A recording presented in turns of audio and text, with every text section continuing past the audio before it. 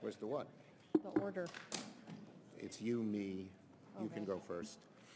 You, me, Cornyn? then Wicker, Seniority, I think. or does Young go with me? Oh, I'm on the wrong side. Well, You're that's- not. Get over here. Well, thank you all for being here this afternoon. We're here to celebrate a tremendous victory for the American people. Someone shut off there.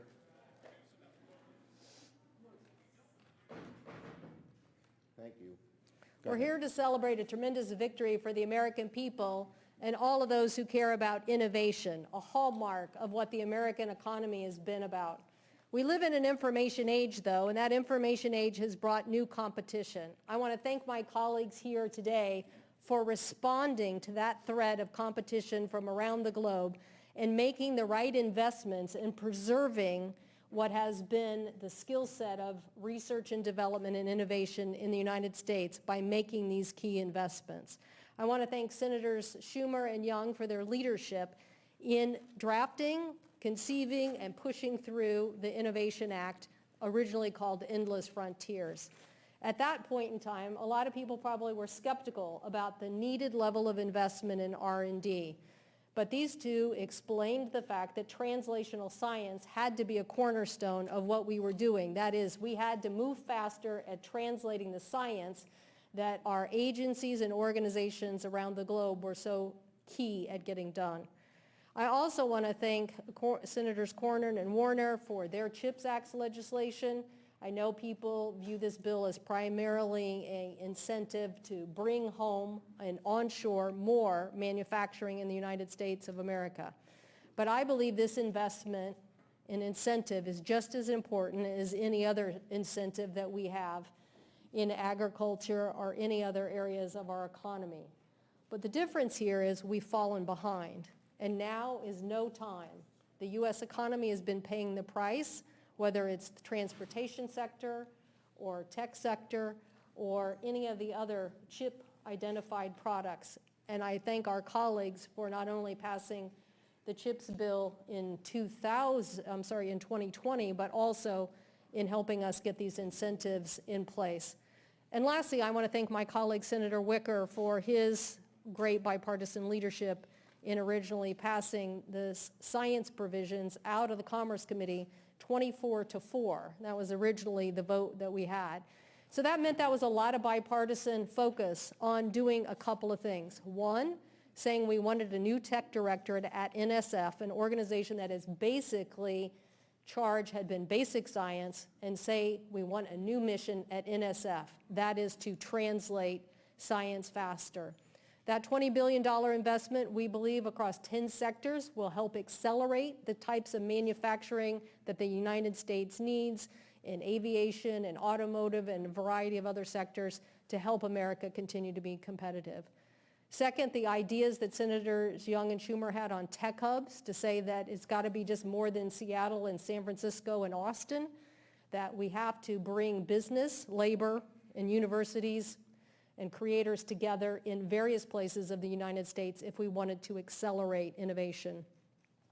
And that legislation also said that if we were going to be successful in this innovation infrastructure of the future, we had to get more out of the population of America. So this is the largest investment we've seen in STEM in quite a long time, to invest in both the diversity of STEM education and science and geographic diversity. And Senator Wicker's leading the debate on changing the investment to the EPSCoR states and bumping up the level of investment from 13% to 20% over a 7-year window is really saying that we expect innovation to happen everywhere.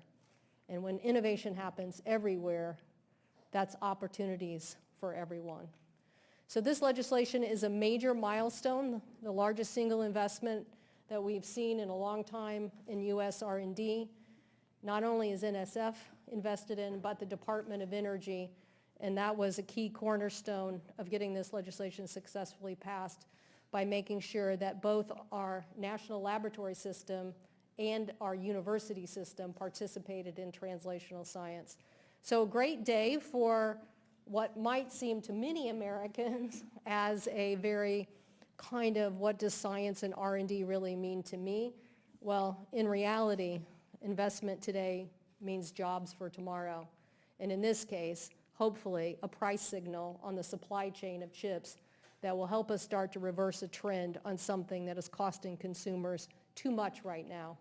And America needs to lead in the next generation of chip manufacturing. With that, I'll turn it over to the leader, Leader Schumer. Thank you, Maria, and let me thank you for the great work you have done. She's been just relentless, not day in, day out, not even month in, month out, but year in, year out in getting this legislation done. I want to thank the great bipartisan coalition that we have had. Maria and Roger worked so closely together. Mark and John worked so closely together. And Todd and I got into this. I was passionate about investing in science over 5 years ago. And I talked to the heads of research institutions. I talked to companies, and they said, we are going to fall so far behind if we don't do this. And so I started thinking about it, and one day I was talking in the gym as we were sweating away on the bikes with Todd Young. And I said, you know, this really bothers me. He said, it bothers me too. And he started saying things that were the exact same things I was saying. So we became a team and put together the Endless Frontiers Act, no longer called that. I like that name. But Maria named it aptly the Chips and Science Act, and that's what it is, and that's what it does. But we had a great bipartisan team, and that was incredible. So Maria mentioned, these ideas may seem abstract, science, even chips, but they're concrete. Concrete in terms of millions, literally millions of American jobs. Concrete in terms of lowering people's costs. Concrete in terms of keeping America #1 in the world economy. These are real. And let me just say, this is sort of a Sputnik moment where America realized, this time it wasn't Russia but China, another rival power, would get way ahead of us if we didn't pull out all the stops.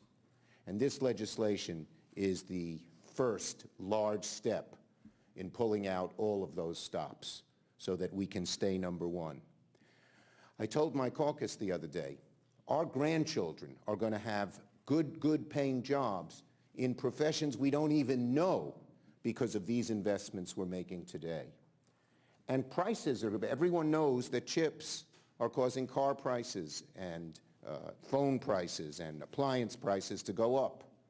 They're going to start coming down with these investments in chip. And we've also realized that we have to think long term. All too often the Congress and America and corporate America is accused of thinking short term, next quarter, next session. For the first time on a major piece of legislation, we are thinking very long term as to what benefits America 5 years from now, 10 years from now, generations from now. That is a very, very important point. So this is transformational. I mean, I am just so excited that we have done this. It wasn't easy. There were some people, some from our party, who don't want to help corporations, although we put in real guardrails so they can't take this stuff and go to China, and we help labor. There are some on the right side who said, we don't believe in, quote, industrial policy. But when China and Europe are spending billions to invest, we're in a new world. Back in the 1970s, 1980s, yeah, we could say let corporate America do it on its own. But it's a brand new world with nation states trying to overcome us. And many of them are authoritarian and will set the rules if they become the leaders in science, technology, innovation, and advanced manufacturing. So this is really a turning point day, a wonderful day, and a day that hope continues. And one final point, going back to bipartisanship. In the last little while, we have passed 3 major bipartisan pieces of legislation: the BIF, this bill, and the gun bill. We can do more in a bipartisan way. We can do more, and as leader, I will try to make that happen wherever I can. With that, next we have Senator Cornyn. All right. This is a bad day for President Xi and the Chinese Communist Party. The slumbering giant that is America has finally awakened to the challenge that we face from the People's Republic of China, their aggressive posture in the region, and the potential they would have of cutting off our access to advanced semiconductors.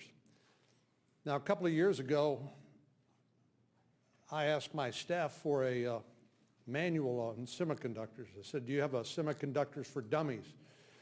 I didn't know a lot about semiconductors, but frankly, the more I learned about semiconductors and these microprocessors, the more fearful I became about the vulnerability that this represents, not just to our economy, but for our national security. I reached out to my friend, the chairman of the Senate Intelligence Committee, Mark Warner, who, as a result of our work on the Intelligence Committee, we regularly get briefed on the national security threats to the United States. But it doesn't take a lot of imagination to think if it were another pandemic, a natural disaster, or a forceful unification of Taiwan with mainland China, what that would mean when 90% of the advanced semiconductors in the world come from Asia. 60% of them come from the island of Taiwan alone. And so I'm grateful to everybody here assembled for working with us. Mark and I filed that legislation in June of 2020 called the Chips for America Act. So nothing around here happens very quickly, but all's well that ends well. Thank you.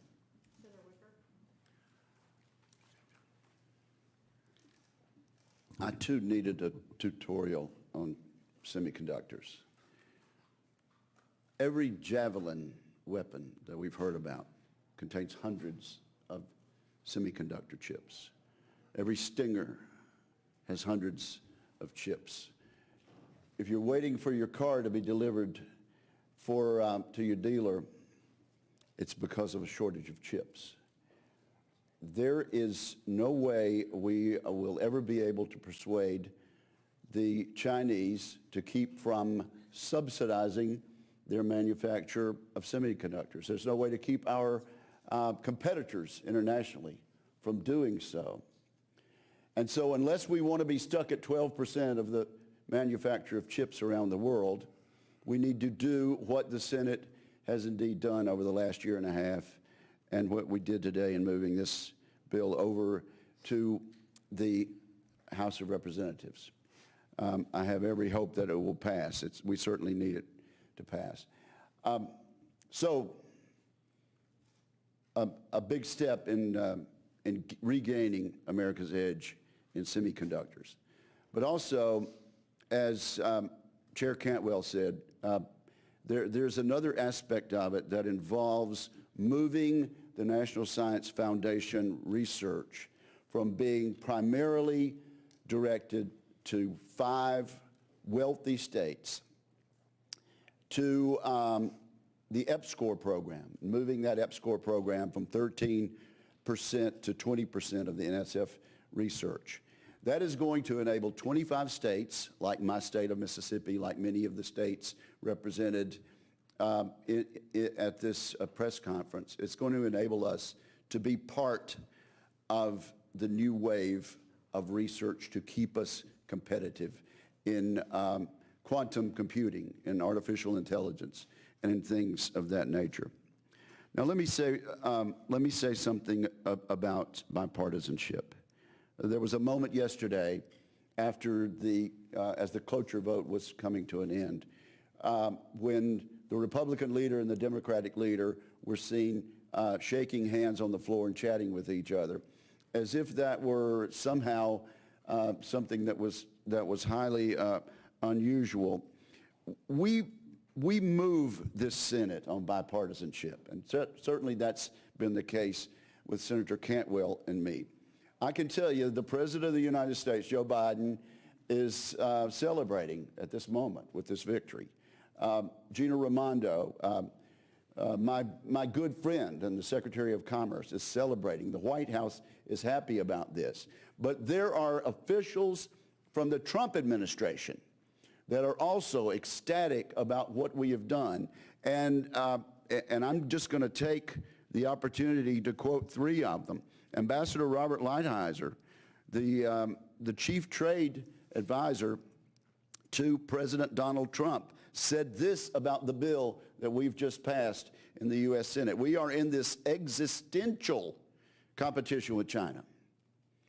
The battleground of that competition is technology and chips, and that's where we're going to win it or lose it. It's in this bill. That's Robert Lighthizer. Mike Pompeo, CIA director under Trump, knows a little something about the threat that we face. Also then Secretary of State under President Donald Trump. He said this about this bill in urging a yes vote. Congress must pass the CHIPS Act for both our national and economic security. We have to become less dependent on China for critical technologies. And this is how we do it, says Mike Pompeo of the Trump administration.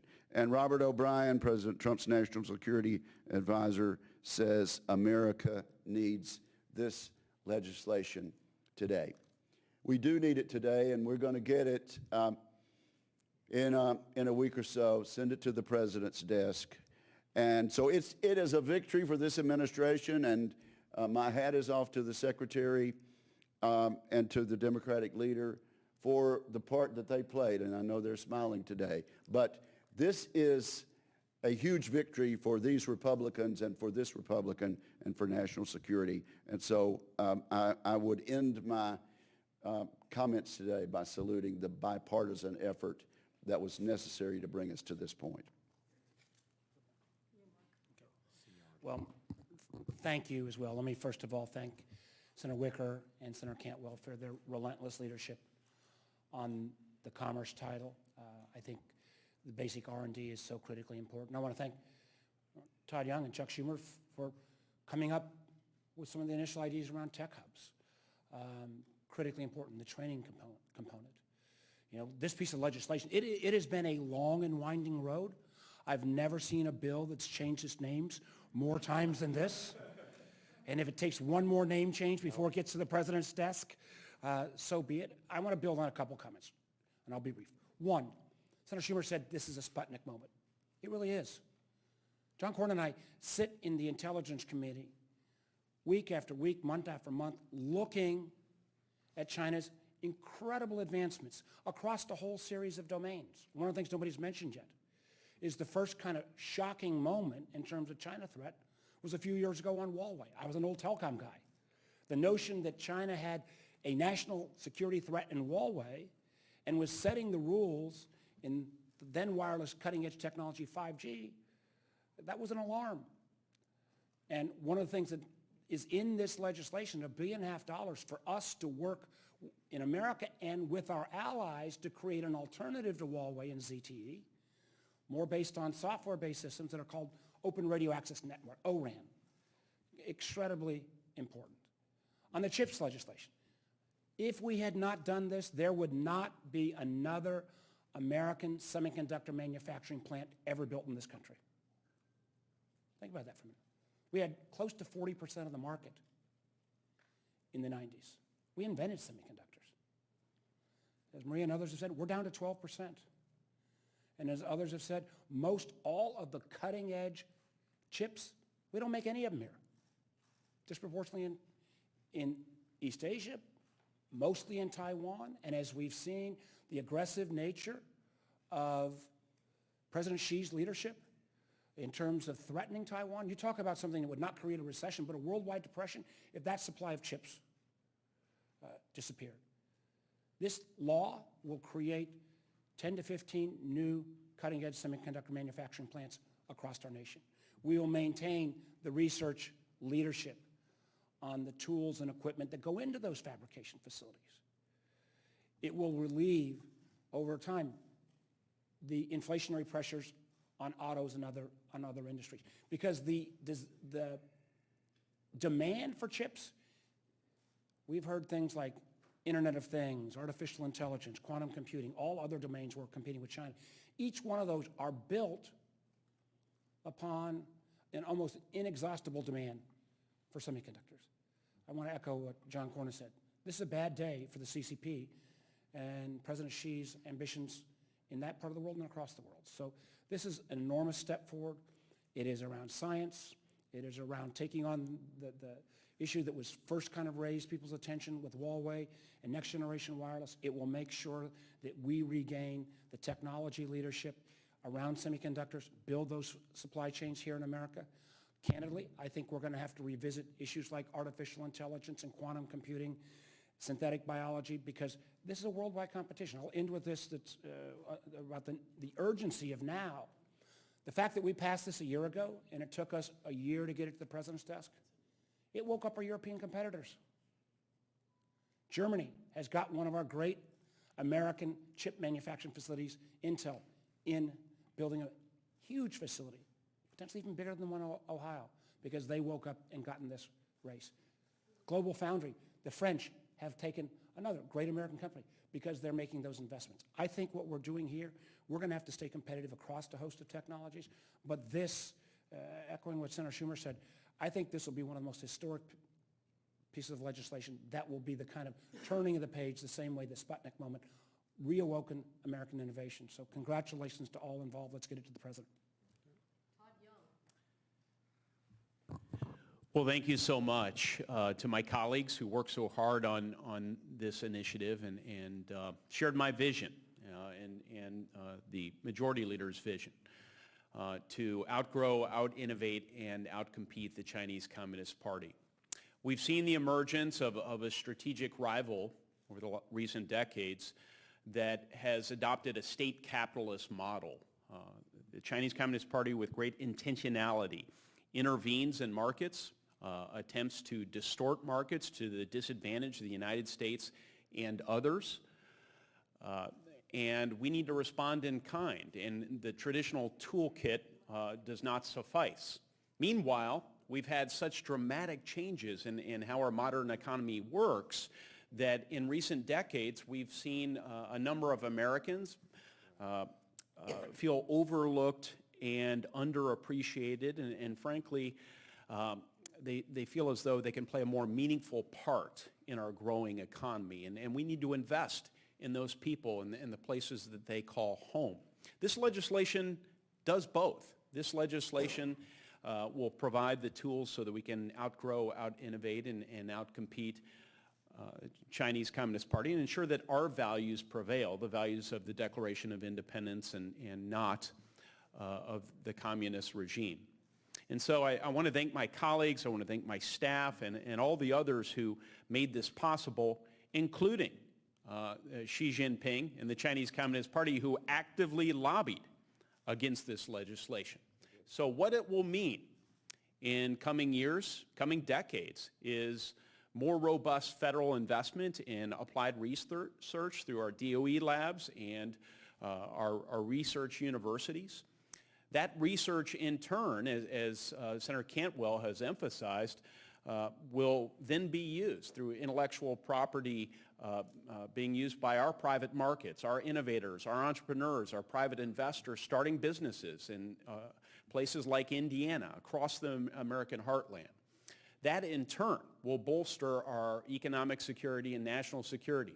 We make some critical investments in near-term supply chain resiliency and semiconductors in particular. But what we can expect in years ahead in the areas of hypersonics, advanced manufacturing, quantum computing, autonomous systems, and so many other areas is every bit as exciting to me. So, you know, I've been struck not just by the substance of this legislation, but during this time of tribalistic politics and a lot of cynicism, frankly, about our federal government, I think we should underscore the importance of this moment for the institution of the United States Senate, more broadly of the Congress and our federal government. We can do hard things. We can do really important things amidst all the sturm and drang. It just takes, you know, a handful of committed legislators to demonstrate the leadership, to make hard arguments, and to persist with those arguments over a period of time. And so we have been able to do something that has been much discussed for a lot of years around here, reinvesting in our national innovation ecosystem. And it won't just be this generation, it will be future generations that will handsomely benefit from this important success. And I'm just grateful to play a part in the entire effort. So with that, can we take any questions? Questions on this subject only?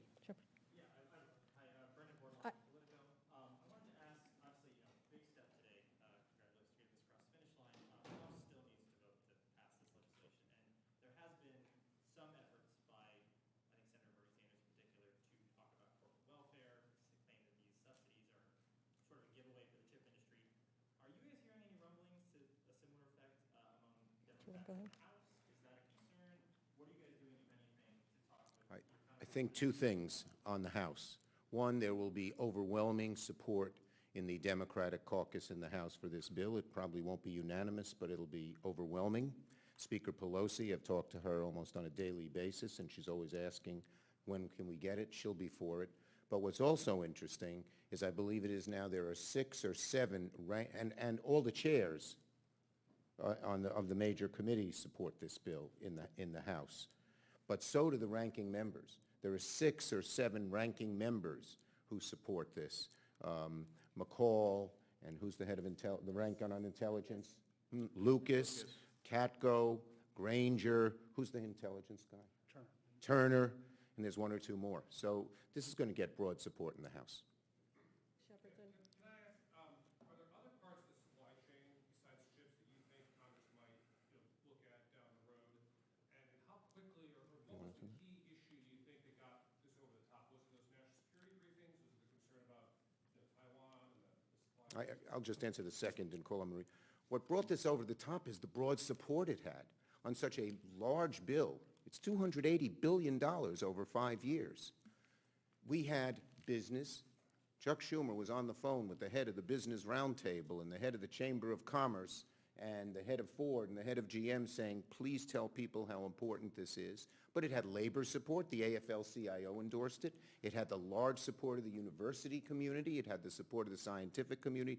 Rarely on such a large bill do you see such broad support. Maria is going to answer the first question, supply chain. Yeah, there is direction here for the Department of Commerce on mapping to play a larger role, particularly as it relates to the manufacturing sector. We wish we could have done more, but maybe that'll be something in the future. But I guess what I would say on that last part is, I think you heard from the intellectual capacity of my colleagues. No one was speaking from notes here. And that is because these people understand what was at stake. It's so easy to simplify this debate into some issue, as some of our colleagues have. But the people who went, as Senator Cornyn said, even I, when I first was given this task, I was like, well, wait a minute. Having worked in the tech sector myself and helped startups, I was like, well, I don't know if government should be doing all of this. But when you looked and saw the details of what was happening, I mean, I guess that's what I would say here, is that these people all really did the homework. And what we became convinced of is that there was a real problem here. And that is the credit that Todd Young is talking about, is that even though you have all this rancor here in the U.S. Capitol about so many other things, when faced what is really a threat to the United States competitiveness, we responded in a bipartisan fashion. And Europe should listen to that, and Asia should listen to that. There were people betting against us. They were like, the system's broken, you can't get this done, no one is going to care. And each one of us took that task to heart, and I think that's what made the difference. So you have real believers here in the details of these issues, and every one of them came, at a different way. I mean, Senator Schumer and Senator Young obviously representing states that want to have more of a tech economy. Senator Cornyn and I, where did he go? He left. States that already have a tech economy and know how much we believe in that, and we want to see it happen everywhere. But I think really the substance of the facts led people to get away from this kind of distortion that people are saying and get down to the reality of the situation. So I give us a lot of credit for responding on behalf of America. That's who people responded on behalf of America and America's future. Maria, can I just add one thing here? Yep. Beyond specific supply chains, China has laid out, maybe too clearly, in their Made in China 2025 document, the technology domains, 17 of them, where China wants to dominate. We don't even have, if you ask the CIA what our key technologies are, if you ask Commerce, if you ask OST, the Office of Science Technology, you have different lists. Now, I'm not sure we ought to have the same exact list, but this is a technology race, and we have never faced the challenge that we faced with the People's Republic of China. With the size of their economy, the investment they make, the $500 billion a year of intellectual property theft. So I think there are going to be other areas we will have to revisit. But that's, it's going to take bipartisanship. A lot of us have been involved in a lot of bipartisan gangs. We're going to give Chuck his bipartisan soon, tattoo, sort of gang member. And help make all the A gang member. But I think this, I'd point out the 2025 document was pretty chilling.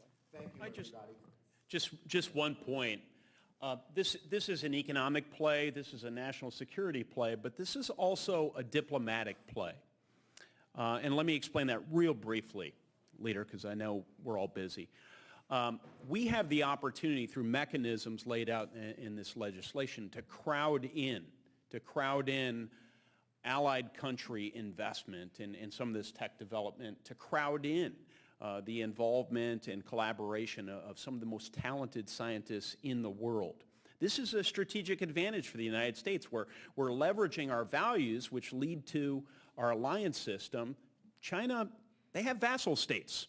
They do not have allies.